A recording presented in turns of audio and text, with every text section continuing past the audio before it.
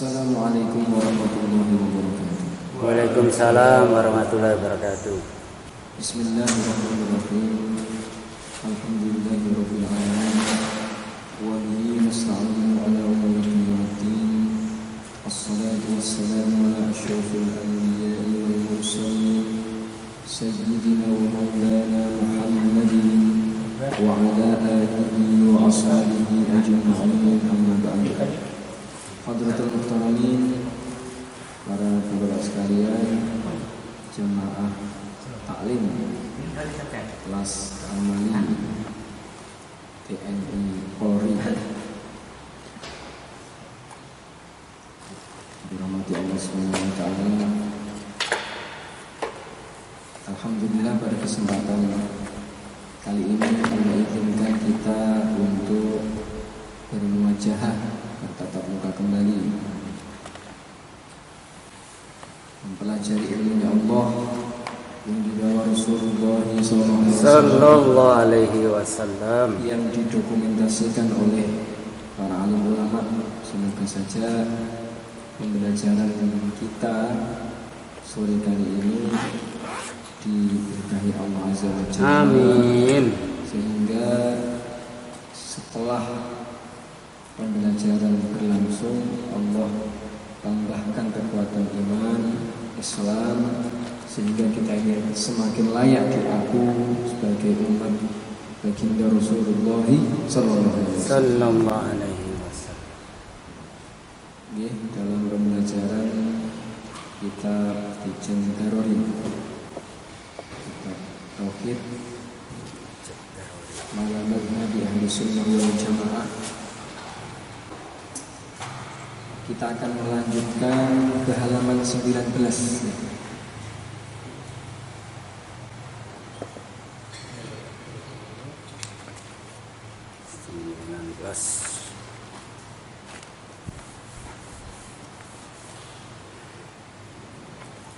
Bismillahirrahmanirrahim. Melanjutkan pembahasan sifat Allah sama basar, maha melihat, maha mendengar. Ketahuilah bahwasannya sifat sama dan basar mempunyai 3 ta'alluq atau hubungan, yaitu hubungan yang bersifat pelaksanaan yang dahulu, yaitu hubungan sifat sama dan basar dengan zat dan sifat Allah. Yang kedua, hubungan yang bersifat perencanaan yang dahulu, yaitu berhubungan sifat sama dan basar dengan kita sebelum kita ada. Yang ketiga, hubungan yang bersifat pelaksanaan yang baru, yaitu hubungan sifat sama dan basar dengan kita setelah kita ada. Jadi hubungan sifat sama dan basar hanyalah satu, sedangkan sifat adalah banyak, dan hakikat sama basar pun berbeda-beda. Adapun lawan dari sifat sama dan basar adalah sifat tuli dan buta. Dengan dalil tetapnya sifat sama dan basar bagi Allah Subhanahu wa taala, yaitu yang dapat didengar, dan semua ini terkandung dalam firman-Nya, wa huwas samiul basir. Wallahu basirun bima ta'malun. Jadi ringkasnya, Allah Subhanahu wa taala memiliki sifat sama dan basar, sifat mendengarnya Allah, sifat melihatnya Allah itu tidak sama dengan sifat melihatnya makhluk. Kalau makhluk itu melihat menggunakan alat dan dapat melihat dengan jarak tertentu dalam kondisi pencahayaan kapasitas tertentu dan harus berada di hadapannya, itu bagi makhluk. Tetapi bagi Allah Subhanahu wa taala, Allah melihat tidak menggunakan alat. Allah melihat tidak menggunakan alat. Dan Allah melihat tidak menggunakan perantaraan apapun, jarak, cahaya, sinar, tidak. Demikian pula pendengaran Allah. Allah melihat, Allah mendengar. Pendengaran Allah tanpa menggunakan alat. Kalau manusia melihat menggunakan telinga. Suaranya pun tidak terlalu lirih dan tidak terlalu keras. Jarak antara telinga dan suara itu cukupan. Terlalu dekat nggak bisa memahami sebuah suara.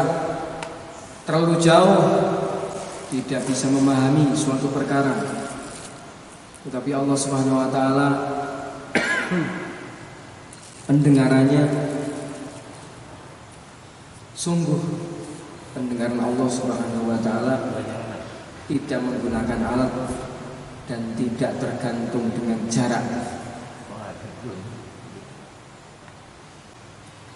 Yang dilihat, yang didengar Allah Subhanahu wa taala adalah segala yang mewujudan.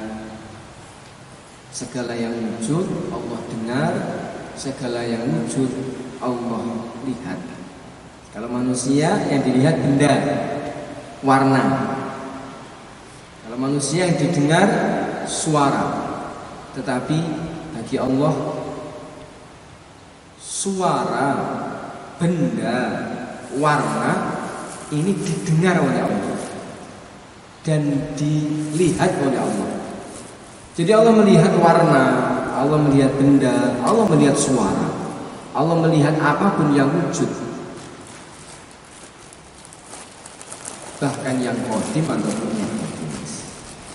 Wa huwas samiul basir.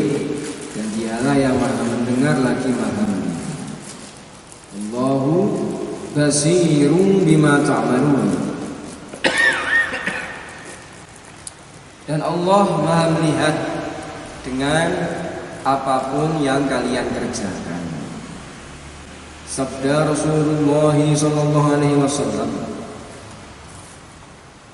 irba'u ala anfusikum fid du'a fa innakum la tad'una asamma wala ghaiban innakum tad'una sami'an qariban mujiba. Sayangilah diri kalian terhadap doa. Sayangilah diri kalian terhadap doa. Karena sesungguhnya kalian tidak berdoa kepada Tuhan yang tuli dan tidak samar.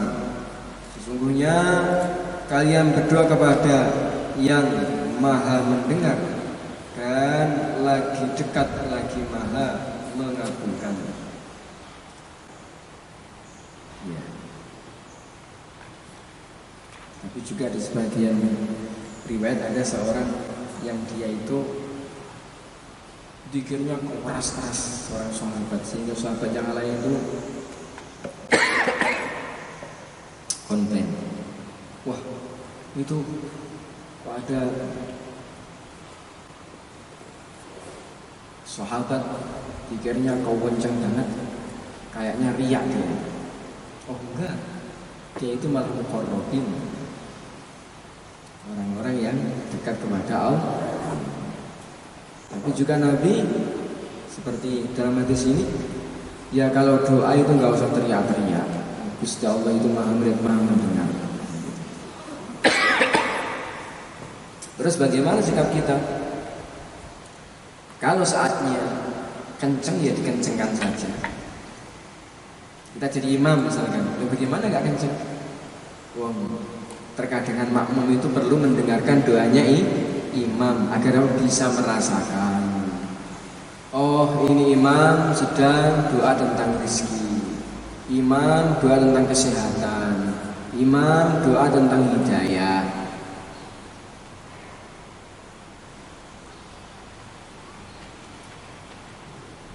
Sehingga mengamini itu ada rasanya. Amin, amin, ada rasanya.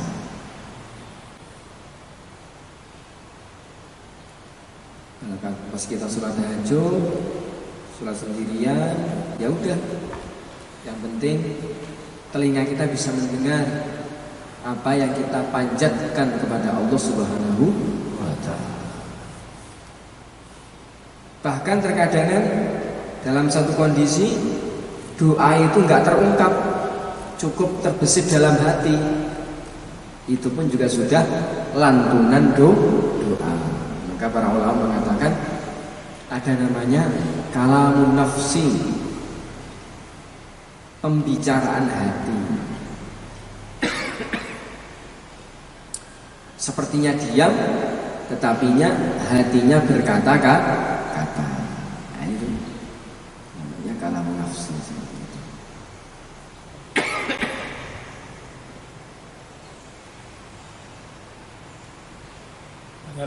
Nggih. Umpama kita membaca atau sholat itu bacaannya keras, enggak didengarkan itu. Contohnya saya membaca Al-Fatihah, sholatnya sah nggak?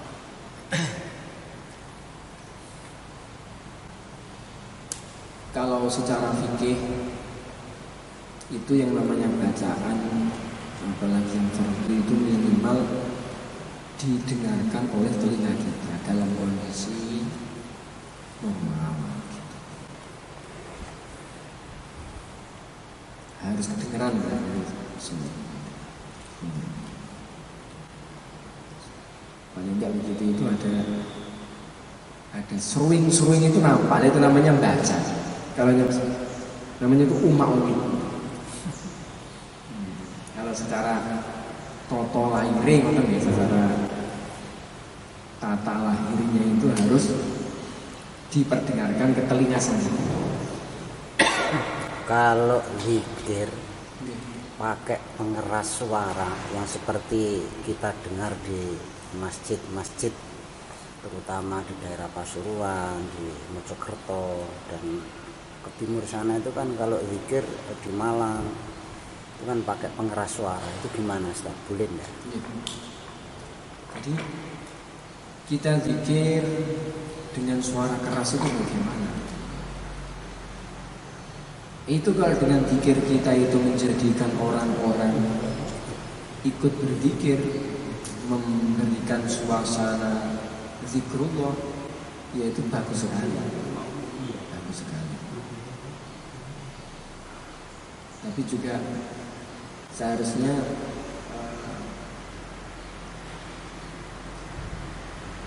jadi pada prinsipnya zikir keras itu boleh. Zikir keras yang menjadikan orang-orang menjadi tergugah hatinya untuk ikut zikir itu tambah bagus. Dengan catatan ya jangan sampai mengganggu kan gitu. Di pondok misalnya istighosah jam 3 setengah 4 ya dengan mic. Kenapa? Karena itu sudah diprogram. Wah, ini pengurus gimana? Oh, jam 3 kok sudah diazani, setengah 4 sudah dibangunkan, sudah disetelkan sholawat, sudah istighosah, hayyu ya qayyum, ya hayyu ya qayyum. Enggak orang tidur ini, bukan. Kamu kan ke pondok ingin jadi wali, caranya begini ini. Kalau santri nggak boleh gitu. Dan biasanya di tempat-tempat yang di situ zikirnya itu dibaca dengan suara keras, itu memang sudah menjadi umum. Maknanya orang lingkungan sudah mafhum dan nggak apa-apa. Contoh seperti pujian ya, pujian kan zikir. Allahumma sholli sholatan kamilatan wa salim salaman. Habis adzan nunggu imam itu kan zikir sholawatan. Lah itu kalau enggak zikir begitu malah orang kampung bingung gitu. Azan belum? Udah azan kok belum? Tapi kalau ada apa namanya? Ujiannya, oh bisa ditandai. Berarti masih belum komat, masih persiapan. Jadi itu dijadikan alarm juga oleh orang jamaah sekitar gitu. Dan bukan hanya itu, Bahkan zikir itu juga dijadikan alarm bagi para pekerja kalau ujian kalau yang leren. Ngoten. Ya, tapi memang untuk ujian pun juga harus punya situasi dan kondisi. Kalau memang masyarakatnya udah terlatih begitu ya nggak masalah. Nggak masalah. Jadi intinya zikir yang suara keras itu asalkan nggak mengganggu nggak apa-apa. Tapi kalau mengganggu orang baca Quran, mengganggu orang tidur, mengganggu orang ini, di pondok itu kan tempatnya orang amal. Suatu hari pernah di Auzeron didatangi oleh seorang mahasiswa pas persoalan zuhur begitu. Dia soal mengatakan mengkritik santri, ini kayak gimana ini? Para santri-santri itu sambil nunggu sholat kok rame baca Quran, zikir keras-keras baca Quran, lalaran nagom gitu, baca Quran itu sampai kita yang sholat itu merasa terganggu. Gimana Pak Yai itu? Pengennya nyalakan santri kan di masjid nunggu sholat kan lama tuh gitu. Pondok pusat dari azan ke iqamah kan seberapa jam gitu. Maka oleh Yai itu dijawab, kamu sholat kok masih mendengarkan suara lingkungan, berarti sholatnya nggak khusyuk sampai ya nggak boleh begitu. Aduh, salah lagi. Pengennya mau nyalakan santri, mau nunggu sholat kok baca Quran.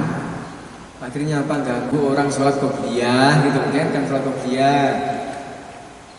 Terus ganggu orang baca Quran di sampingnya juga terganggu dengan yang lainnya. Padahal memang suasana seperti itu bagi santri udah biasa karena mereka udah konsentrasi dengan wiridannya masing-masing, dengan hafalannya masing-masing dan nggak terganggu. Yang sholat ya udah biasa dengan dengar gumaman panggilun taala, indah udah biasa. Nggak ada tamu ketika itu. Ya, sampean sholat mendengarkan orang baca Quran itu berarti nggak khusus sholatnya nggak mesti gitu ya di warna itu. Jadi sholatnya kalau umat itu nggak sah ya? Harus terdengar telinga. Yang mutamat begitu ya. Gini lah maksudnya itu nanti kalau yang sudah jangan diulangi udah gitu aja. Berikutnya diperdengarkan. Karena diantara syaratnya baca Al-Quran, baca Al-Fatihah terutama baca rukun qauli, takbir, Fatihah, At-Tahiyat, sholawat Nabi, kemudian salam yang pertama, dan itu harus diperdengarkan. Itu termasuk persyaratan pembacaan itu begitu. Nah kalau sudah pernah melakukan kemudian nggak kedengaran gimana? Yang berikutnya diperdengarkan gitu aja. Kalau yang mutamat bahasanya nggak sah, gitu. Tetapi biasanya nanti kalau dalam masalah-masalah khusus ini bagaimana? Ada orang yang belum tahu ilmunya dan dulu sholatnya itu seperti itu. Nah, ini semoga ada kaul, ada ulama yang membolehkan, nah seperti itu. Tapi sejauh ini saya belum tahu. Sementara ya wajib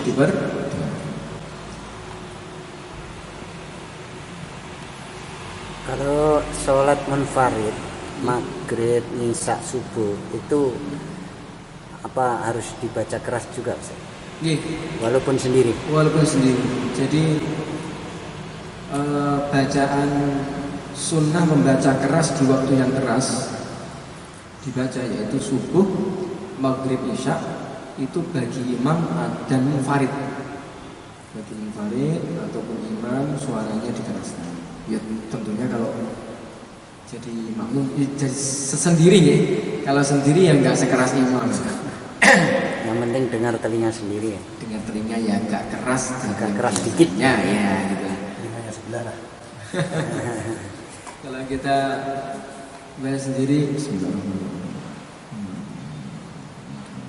Itu ya kalau misalkan pas subuh, maghrib, isya, Bismillahirrahmanirrahim, Alhamdulillahirabbil alamin, kan agak sedikit.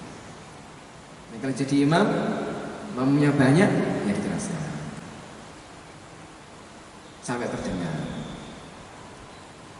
Terus saya itu pernah ditanya seseorang, ini bagus ya ini. Tetap saya ingat dan sering tak sampaikan ke para santri. Ustaz, kenapa ya? Imam itu kalau sholat subuh, sholat maghrib atau isya, itu kalau pas baca Fatihah di rakaat pertama dan kedua, maghrib isya, Fatihah pertama dan kedua, rakaat pertama itu nanti bacanya indah, bagus dan pelan.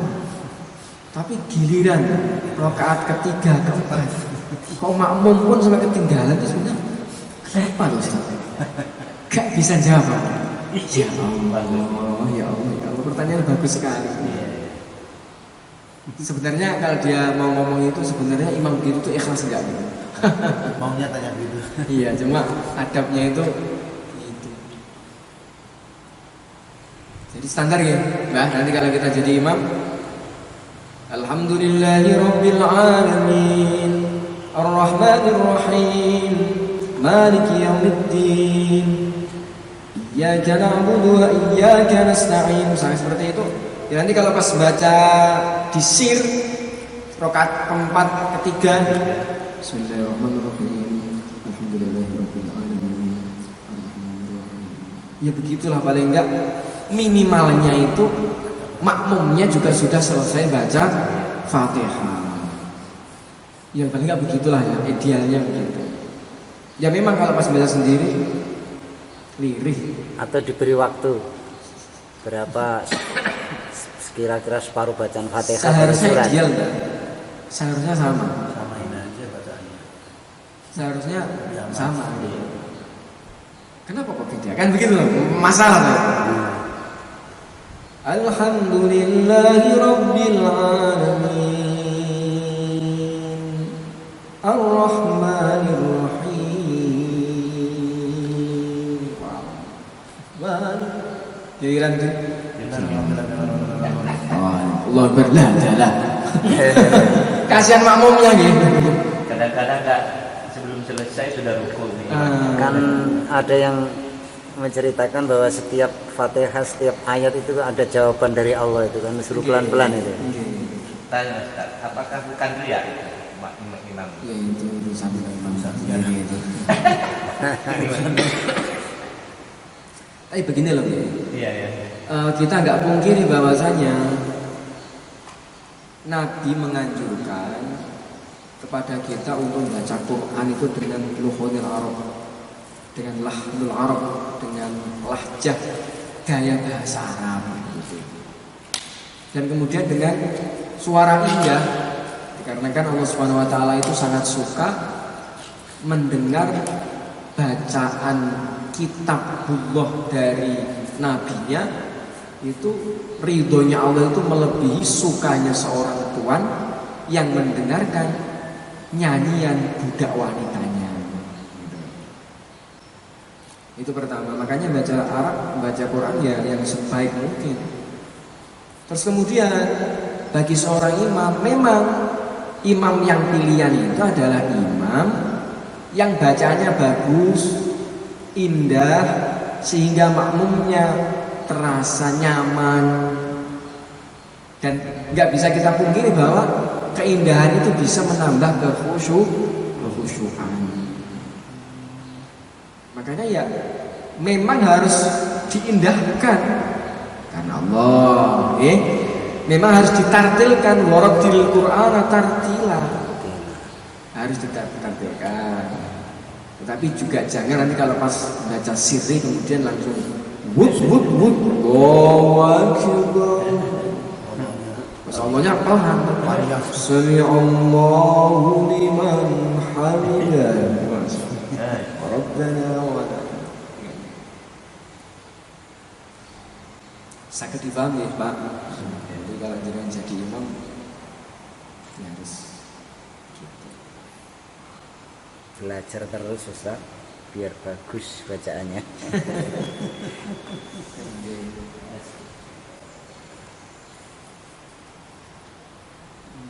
Cara belajar bagus itu kan kalau kita belajar tajwid, belajar makharijul huruf, itu kan itu belajar rambu-rambu. Maka yang lebih enak itu biar kita nggak begitu pusing, menirukan suara para imam-imam Masjidil Haram, Madinatul Munawwarah, para qari, para qurra itu 30 juz yang bacaan murattal itu kita ikuti nanti, tahu-tahu kita bagus itu nanti. Itu untuk latihan, untuk melenturkan. Nah, ada pun untuk tasnya harus ada pembimbing. Memang harus ada pembimbing.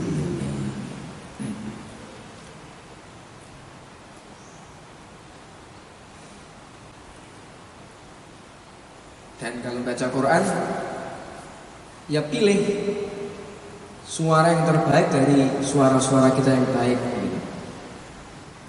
Pilih suara kita yang terindah dari suara-suara yang indah dari diri kita gitu. Kan ada yang paling Suara perut. nggak harus pakai lagu yang macam-macam. Kalau memakai lagu macam-macam sulit, pakai lagu yang ikhlas saja Pak, lagu jenengan sendiri, Natural. Bismillahirrahmanirrahim. Alhamdulillahi rabbil alamin. Ar-Rahmanir-Rahim. Maliki yaumiddin. Udah gitu aja, lurus. Kan bisa kalau seperti itu. Nggih, Seperti itu aja kalau jangan baca dengan tepat notnya itu dan istiqomah itu didengar ini. Gak banyak cengkok, gak banyak lah. Tetapi ketika itu istiqomah dan tepat itu indah.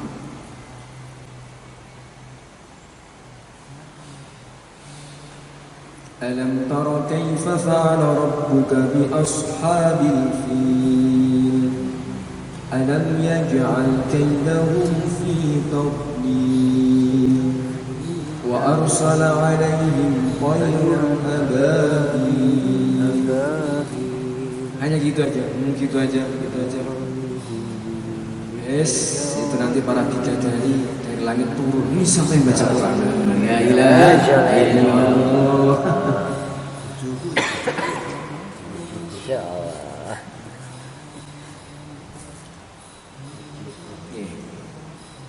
Yang dimaksud dengan kata-kata sayangilah diri kalian ialah jangan mengeraskan suara di dalam.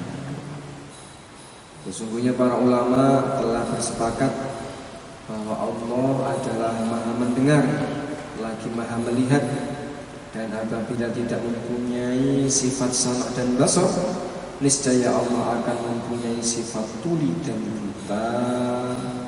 Akan tetapi sifat Allah yang seperti itu adalah salah besar, karena keduanya adalah sifat-sifat kekurangan, sedangkan kekurangan bagi Allah adalah muhal atau mustahil, dan batal pula lah sesuatu yang menyebabkan Allah mempunyai sifat kekurangan itu. Jadi jelaslah baginya mempunyai sifat sama dan basar. Kalau Allah nggak punya sifat sama dan basar, berarti Allah itu buta dan tuli. Itu bagi seorang makhluk pun dianggap sebuah kekurangan. Bagaimana pula bagi Allah yang maha sempurna, maha segala-galanya, tentu tidak layak, mustahil. Allah mendengar tanpa alat dan tanpa bantuan, tanpa perasaan. Manusia itu melihat ada batas. Allah Maha mendengar dan melihat. wajib bagi Allah mempunyai sifat sama dan basor, maha mendengar dan melihat. Kedua sifat ini adalah sifat yang dahulu dan yang menetap pada zat Allah. Dengan kedua sifat ini maka akan menjadi jelas atau terbuka semua yang wujud, baik berbentuk zat berupa suara, warna dan lain sebagainya. Adapun ta'allaq sifat sama dan basor dengan perkara yang didengar dilihat adalah merupakan hubungan terbuka, seperti ta'allaqnya sifat ilmu dengan yang diketahui.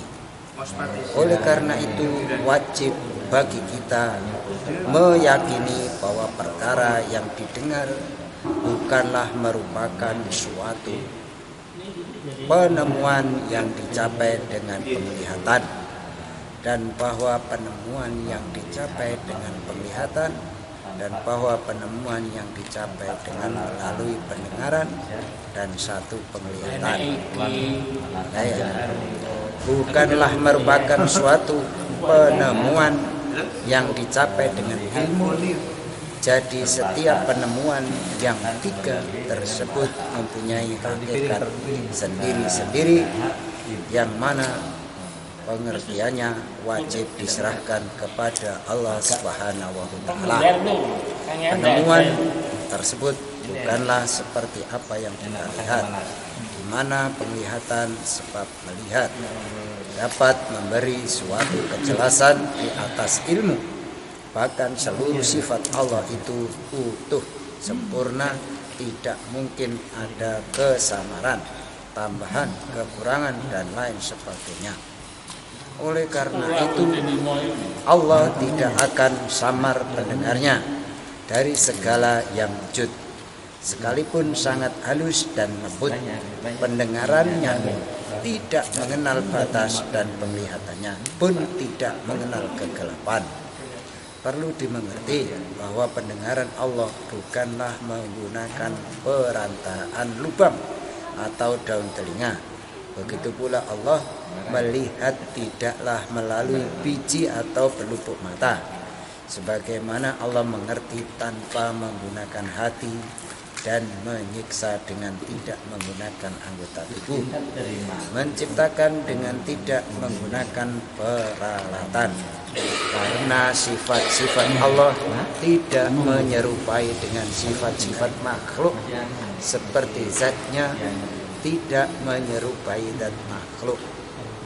Ketahuilah bahwasanya sifat sama dan basor mempunyai tiga ta'alluq hubungan, yaitu hubungan yang bersifat pelaksanaan yang dahulu, yaitu hubungan sifat sama dan basor dengan zat dan sifatnya Allah Subhanahu wa taala. Lanjut ya. Nggih. Ini seharusnya bahasa Arab. Teruskan ngomong ya. Nggih. Hah? Terus nanti gimana? Sampai entek.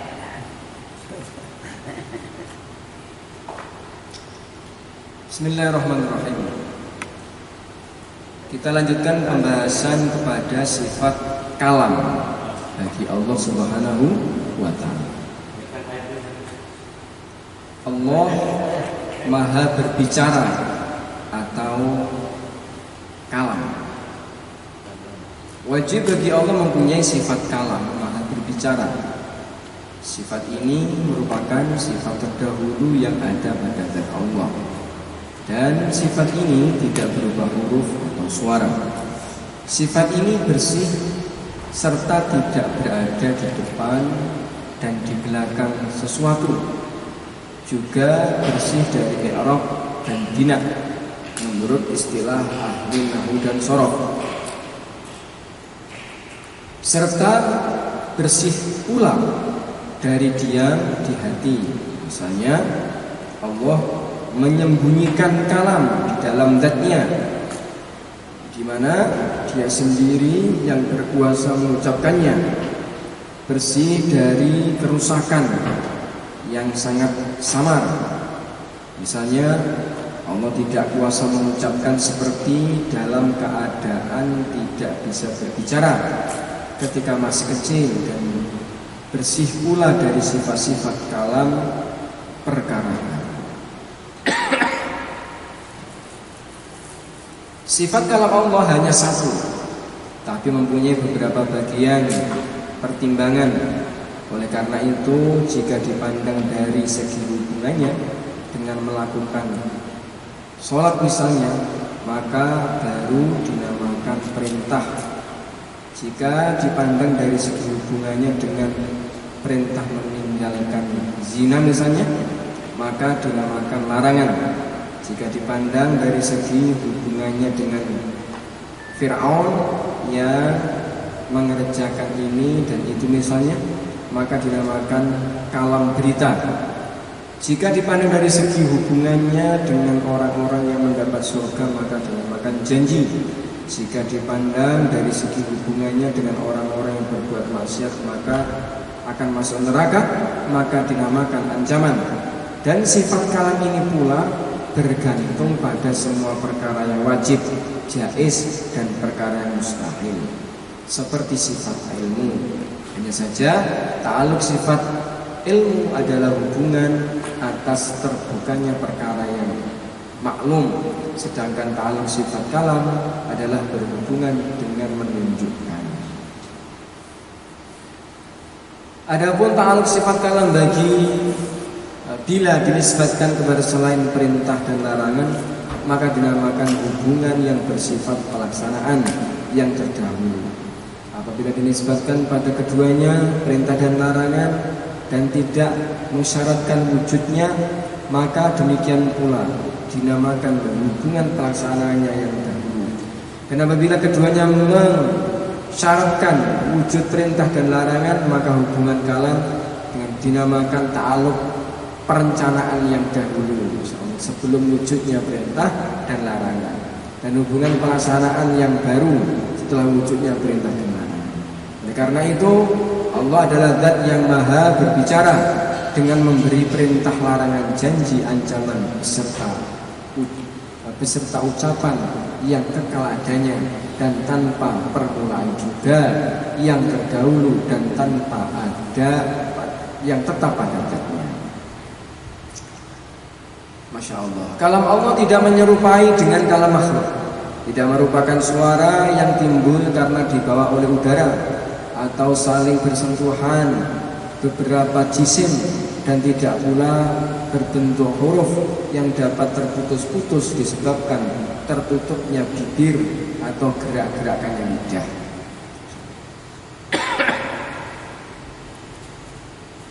Itu ngeten nggih. Allah niku nggadahi sifat kalam, sehingga Al-Quran sing teng muka bumi ini dikatakan sebagai apa? Kalamullah. Maksudnya mushaf Al-Quran itu menunjukkan terhadap kalamullah yang qadim. Yang kalamnya Allah itu pada hakikatnya tidak bersuara, tidak berhuruf, tidak didahului oleh kekosongan, dan tidak diakhiri oleh kekosongan. Gak ada awal, gak ada akhirnya. Dan Allah melafatkan, bukan melafatkan, dan kalamnya Allah itu, Allah berkalam tidak menggunakan alat seperti manusia, tidak.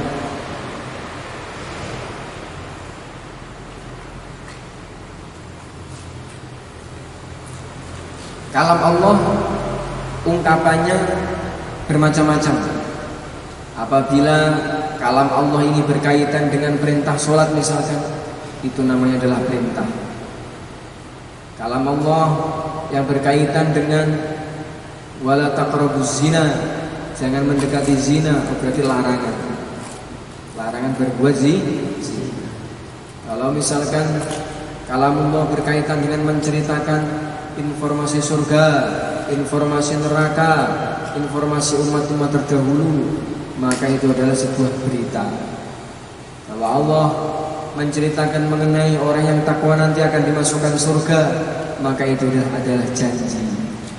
Dan bila Allah dalam kalamnya Allah menceritakan akan siksa-siksa neraka bagi orang yang tidak taat, maka itu dikatakan sebagai ancaman.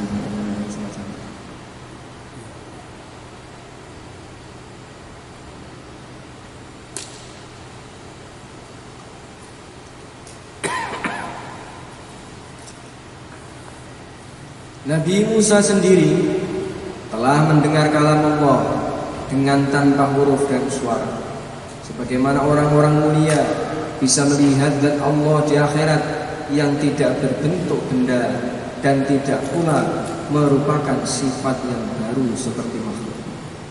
Jadi Nabi Musa juga melihat, Nabi Musa mendengar kalam Allah.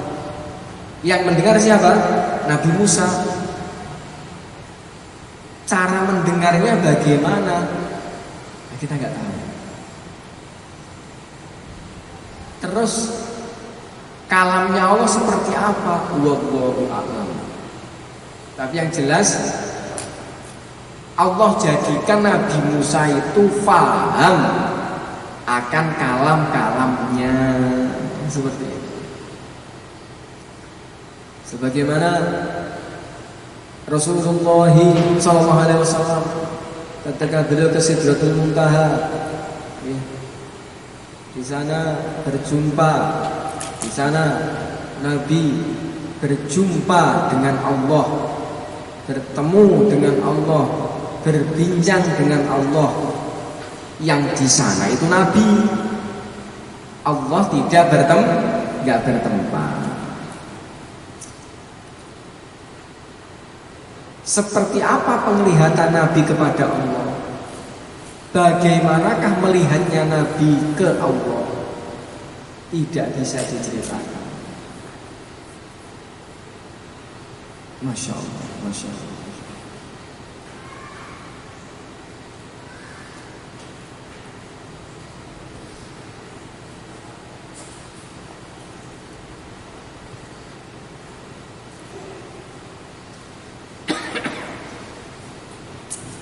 Adapun lawan sifat kalam adalah sifat bisu.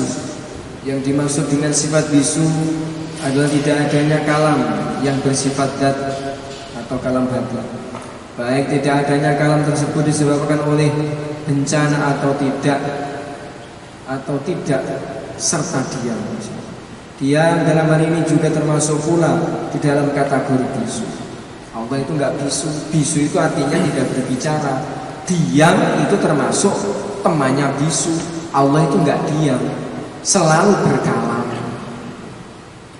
Sedangkan yang dimaksud kebisuan adalah suatu bencana yang menyebabkan hilangnya kata hati. Contohnya, apabila Allah berkenaan menghentikan manusia dari kegiatan berpikir, maka sekaligus di dalam hatinya akan terhenti perintah untuk berbicara. Ketahuilah bahwa kalam Allah menunjukkan pada kalam terdahulu yang menetap pada zatnya dan bersifat lafaz kata-kata yang bisa dibaca. Artinya Allah sendiri yang menciptakan kalam itu sebagai bukti bahwa seseorang tidak mampu berbicara pada asal kejadiannya ketika masih janin.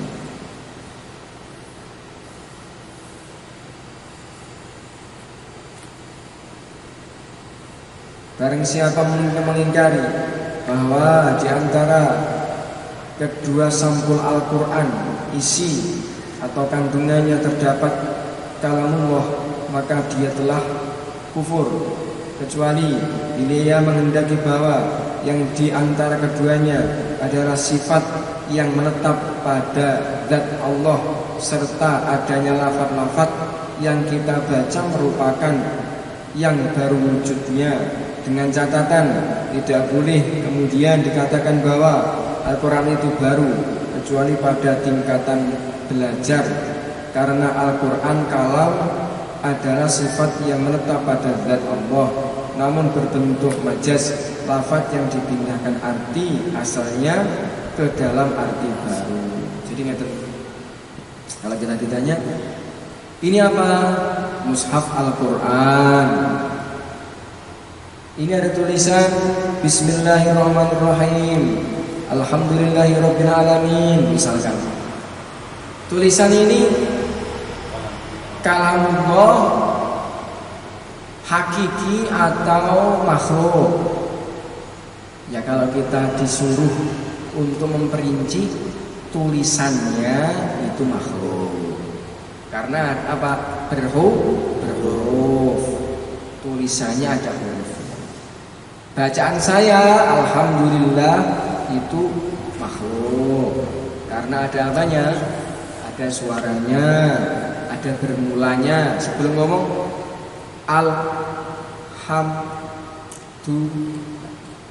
ya, ini jelas suara makhluk.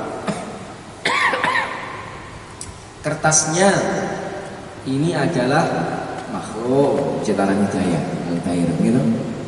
Tetapi kalau ditanya kandungan isinya, kalamullah. Oke. Kalau kertasnya, tulisannya, ya makhluk. Wong ini diciptakan manusia. Tetapi kalau kita ngomong Al-Quran, kalamullah ini ya kalamullah Al-Qadim. Seperti itu.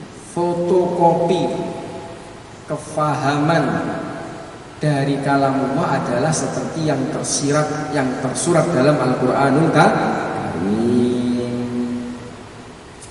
Allah memahamkan kalamnya kepada malaikat Jibril. Malaikat Jibril membacakan kepada Nabi menggunakan bahasa Arab. Iqra bismi rabbikal ladzi khalaq. Nabi membacakan kepada para sahabat kalam-kalam Arab tadi. Para sahabat menghafalnya dan menulisnya. Tulisan itu dikumpulkan dalam sebuah mushaf. Maka tulisan-tulisan itu adalah gambaran daripada kalamullah yang qadim. Gitu. Itu kalau merinci alur ceritanya seperti itu.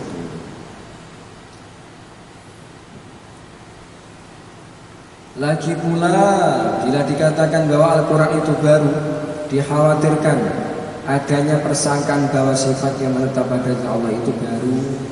Nah kalau kita katakan ini kalamullah ini qadim atau hadis baru. Loh, berarti kalau baru sama dengan makhluk. Loh, kalau begitu baru diciptakan. Ciptaan manusia. Oh, parah. Adapun hakikatnya bahwa yang ditunjukkan melalui lafaz-lafaz yang kita baca adalah bagian dari bukti akan sifat yang terdahulu. Karena sifat menunjukkan pada semua perkara yang wajib, mungkin, dan yang mustahil wujudnya. Sedangkan lafaz yang kita baca hanya bisa menunjukkan sebagian dari sifat wajib, jaiz dan mustahil saja. Jadi begitu.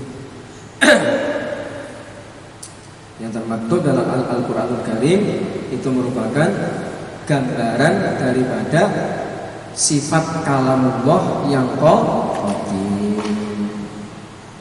Mengenai dalil tetapnya sifat kalam bagi Allah adalah firman Allah Azza wa Jalla, wa kallamallahu Musa taklima. Dan Allah telah berbicara kepada Musa secara langsung tanpa perantaraan. Artinya Allah membuka tabir untuk Nabi Musa lalu memberi pendengaran kepadanya akan kalam yang dahulu, kalam yang qadim, dan setelah itu mengembalikan lagi tabir tersebut. Bukan berarti bahwa Allah berbicara kemudian diam karena sesungguhnya Allah senantiasa berbicara, maha berbicara. Masya Allah. Itu ya. Hakikat dari sifat kalam sendiri yang paling tahu juga Gusti Allah. Gusti Allah. Ini para alim ulama membuka kepada kita seperti itu. Jadi Allah membuka tabir kalamnya yang terdahulu dan diperdengarkan kepada Nabi Musa. Bukannya Allah baru ngomong terus kemudian diam. Setelah Nabi Musa alaihissalam berdialog dengan Allah, maka beliau selalu menutup telinganya agar tidak mendengar kalam makhluk lain manusia, karena beliau tidak ingin mendengarkannya lagi dan menjadi sangat berat baginya. Sepertinya beliau mendengar suara binatang ternak yang sangat menjijikkan, karena merasakan kelezatan yang tiada terbatas dikala mendengarkan kalam Allah, dan yang tiada sesuatu pun yang menyerupainya. Wajahnya berbinar-binar seperti cahaya, hingga tiada seorang pun yang menatap wajahnya kecuali ia menjadi buta. Oleh karena itu beliau selalu menggunakan tutup muka hingga beliau wafat. Nabi Musa begitu. Kalau Nabi Musa itu sudah berbincang dengan Allah Azza wa Jalla, Nabi Musanya menyampaikan unek-unek hatinya, kemudian Allah perdengarkan kalamnya kepada Nabi Musa tanpa bisa dibayangkan oleh kita. Maka setelah itu Nabi Musa wajahnya itu berbinar-binar. Itu sangat bisa-bisa orang lihat itu jadi buta. Makanya beliau menutupi wajahnya. Dan saking indahnya kalam yang didengarkan oleh Nabi Musa mengenai kalamullah, maka beliau kalau setelah munajat nggak berani mendengarkan kalamnya makhluk. Muntah kuat. Para ulama yang ahli dalam bidang ini bersepakat bahwa Allah SWT adalah zat yang maha berbicara.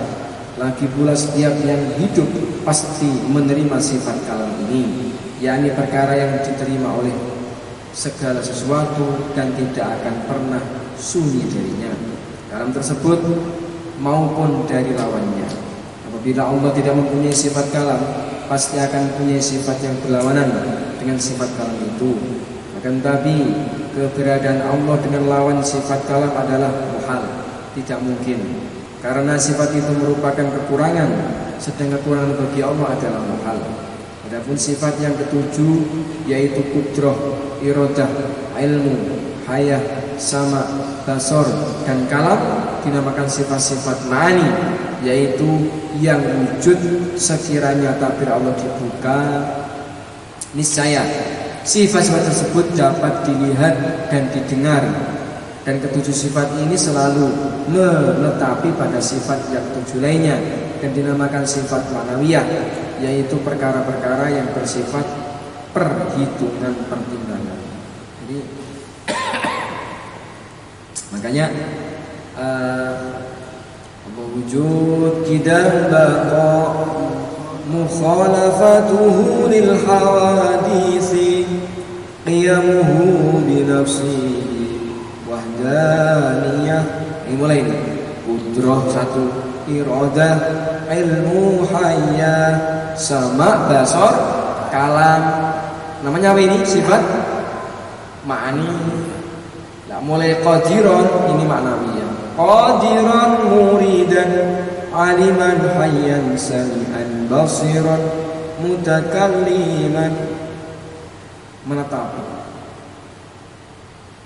Allah punya sifat kudrah dan keberadaannya qawluhu qadiran, selalu maha berkuasa sampai akhir.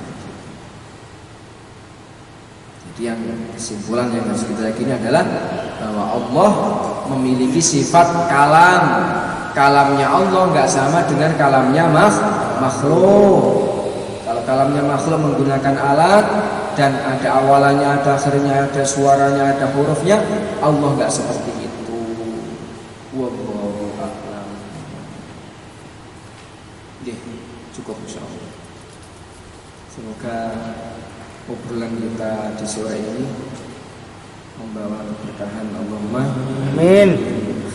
Assalamualaikum warahmatullahi wabarakatuh. Waalaikumsalam.